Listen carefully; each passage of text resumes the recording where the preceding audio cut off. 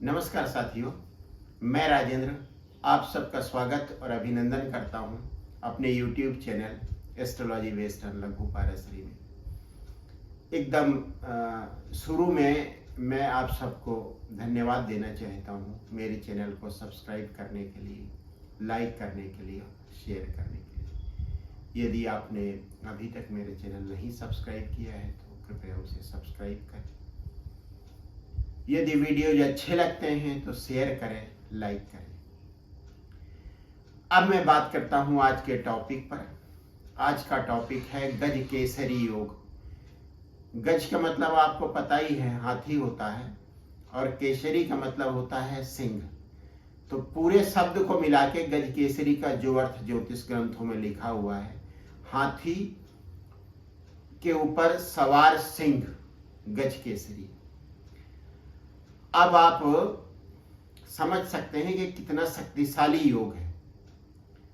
हाथी की अपनी विशेषता है, भीमकाय, उसमें एक गुरुता होती है, और सिंह की चपलता, उसकी न्यायप्रियता, उसकी शासन करने की क्षमता। तो दोनों को जब मिला दिया जाता है तब जो योग बनता है वह होता है गज केसरी योग। और मूलतः यह प्रसिद्धि देने वाला योग है। गज केसरी योग प्रसिद्धि देने वाला योग है। व्यक्ति के पास पैसा हो या ना हो, धन हो या ना हो, भौतिक जीवन की सुविधाएं हो या ना हो, लेकिन अगर गज केसरी योग कुंडली में है तब व्यक्ति को प्रसिद्धि मिल सकती है। इसका सबसे अच्छा उदाहरण वह व्यक्ति है जिसकी मैं आज कुंडली ले रहा हूं, और वे हैं मोहनदास करमचंद गांधी। महात्मा गांधी जी ने कहा जाता है। आज की दुनिया में, वर्तमान समय में, गांधी जी से ज्यादा पूरी दुनिया में जाना जाने वाला व्यक्ति, भारतीय व्यक्ति और कोई नहीं है। उसकी वजह है उनकी कुंडली में बना हुआ गज केसरी योग। लेकिन उनकी कुंडली में बने हुए मजबूत, बलशाली केंद्र त्रिकोण योगों को नकारा नहीं जा सकता। केंद्र त्रिकोण योग सबसे अच्छे योग हैं और निश्चित रूप से व्यक्ति को अपना शुभ फल देते हैं।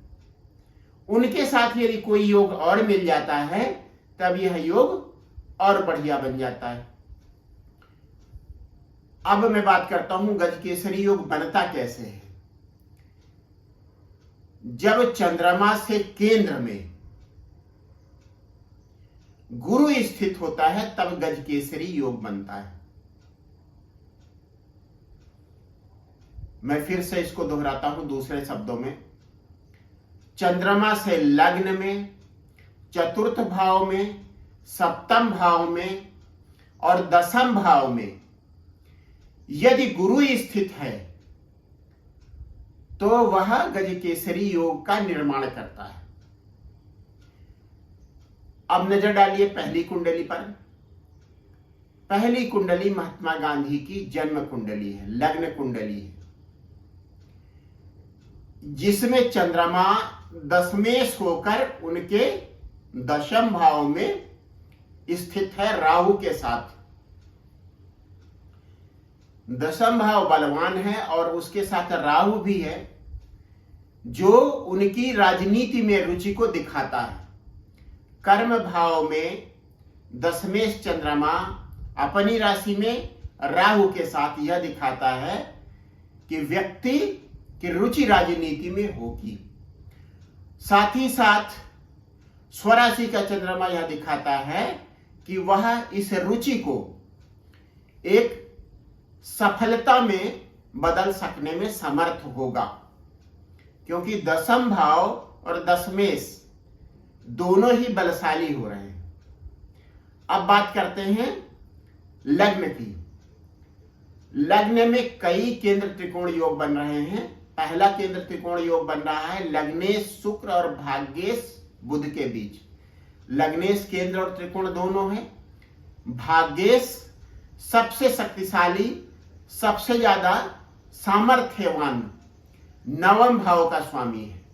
इस तरह से लग्नेश शुक्र और नवमेश बुध के बीच पहला केंद्र त्रिकोण योग बन रहा है, वह भी लग्न में।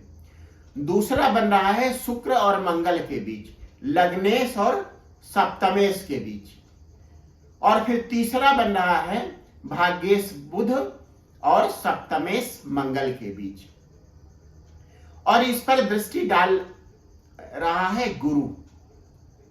अब इस तरह से जो टोटल एक प्रभाव पड़ रहा है उसकी व्याख्या मैं बाद में कभी किसी कुंडली में बात करूंगा उसकी।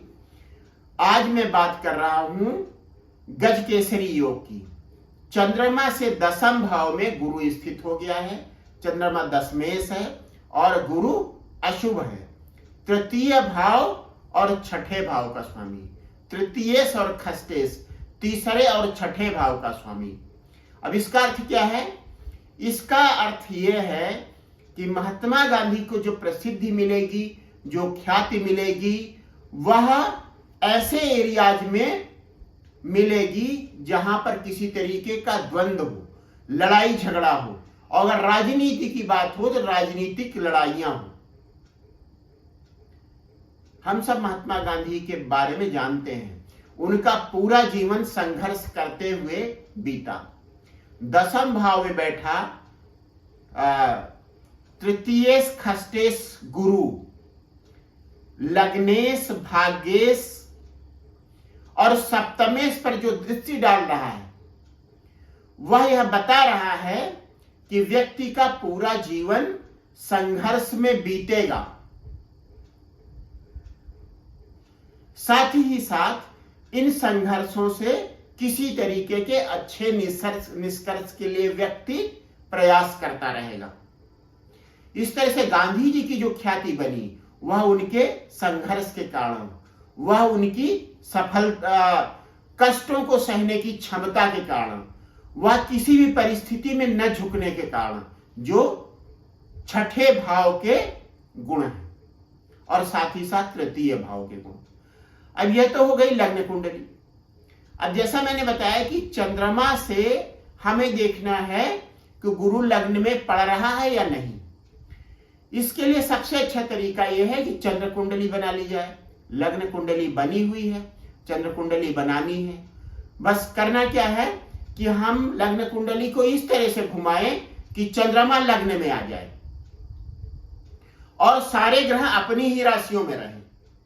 जैसे चंद्रमा कर्क में रहे, राहु कर्क में रहे, बुध शुक्र और मंगल तुला में रहे, गुरु मेष में रहे।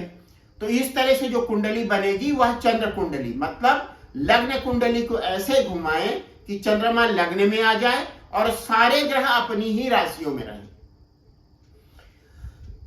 इस तरह से जो चंद्र कुंडली बन रही है उसमें चंद्रमा लग्न पर पहुंच रहा है और गुरु पहुंच रहा है उनके दसम भाव पर। अब अगर चंद्र कुंडली की बात करें तो चंद्रमा लग्नेश है और गुरु क्या है? गुरु खष्टेश है और भाग्येश है। गुरु लग्न कुंडली में भी छठे भाव का स्वामी है और चंद्र कुंडली में भी छठे भाव का स्वामी है। साथ ही साथ वह भाग्य भाव का भी स्वामी चंद्र कुंडली में है और लग्न कुंडली में खष्टेश होकर भाग्येश के साथ युति कर रहा है, दृष्टि संबंध बन रहा है। इसका मतलब क्या होगा? वो जो संघर्ष करेंगे, उनके जीवन में जो संघर्ष होंगे, जो लड़ाइयां वो लड़ेंगे, जिन मुसीबतों का सामना करेंगे, वही लड़ाइयां, वही मुसीबतें, वही कठिनाइयां, वही परेशानियां, वही अवरोध उनका भाग्य बदल देंगे। और ऐसा ही हुआ।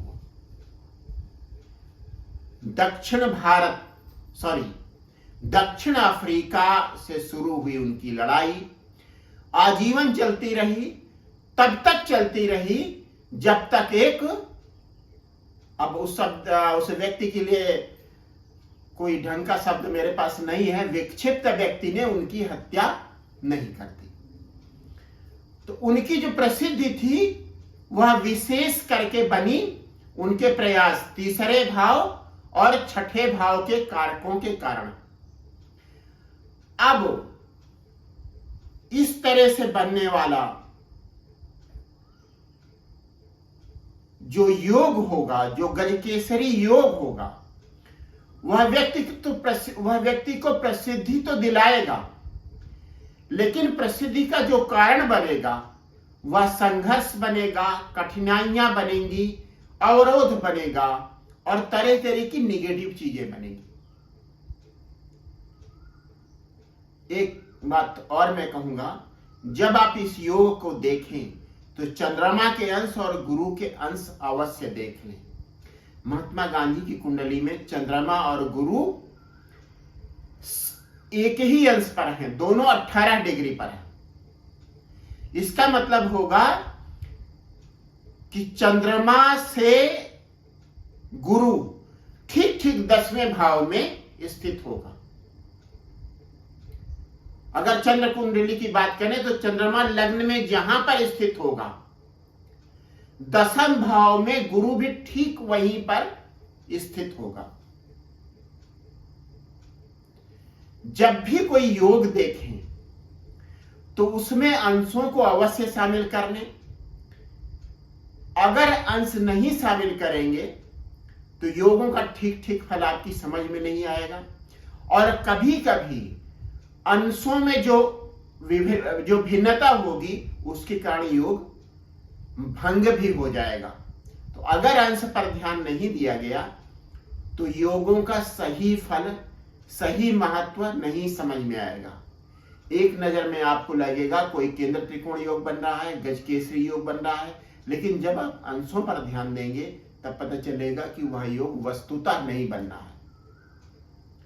अंशों का किस तरह से प्रयोग योगों में किया जाता है, इसको अलग से एक वीडियो में मैं आपको बताऊंगा।